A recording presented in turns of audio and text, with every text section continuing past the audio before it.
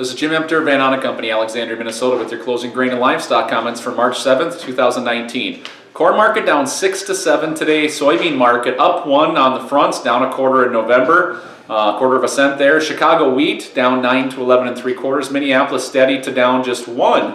Kansas City down 9 to 11. Really a washout day here across the grain complex, especially for the wheat and corn markets.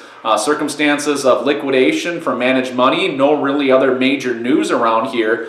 We've got a winter storm lineup of about 3 storms coming in here, so I think many are left scratching their heads a little bit, but I think the understanding here right now is when you look to the world environment, we've got adequate supplies of both corn and soybeans. Managed money is liquidating right now, and we've got a little bit of panic farmer selling occurring that's allowing the lack of a structured buyer within this platform, and now we're into key support areas. 363 to 366 really going to be an area that we got to zone in on here in the corn. These test the September lows off the May chart, and we'll see if the market can stand in there. We're of the opinion it can, but that's an opinion at the end of the day. The bean market, probably the one with the most negative stats, held in there very well today, and the reason was there's rumors of potential Chinese business around. We'll see if that confirms here tomorrow. If not, soybeans could be the next one on the chopping blocks, as we've seen the progression: wheat first, corn second, and then beans a big question mark. Feeder cattle on the day up 225 to 235. Live cattle up 72.5 to 92.5.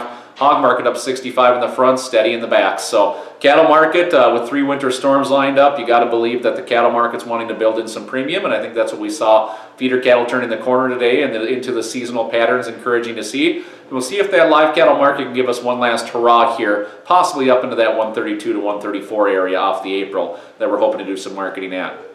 Hog markets, on the other hand, just really struggling to gain traction here. One's got to believe if we're near a Chinese-U.S. deal, that something would start to show up in the pork market, but just nothing there yet. So we'll see what hogs can do. Keep an eye on that DS19 contract. That's sneaking up to contract highs as we speak. This has been Jim Emter, Van Ahn Co, Alexandria, Minnesota. Trading in futures and options involves risk of loss and is not suitable for all producers. Past performance is not indicative of future results. This is a solicitation. Have a great afternoon.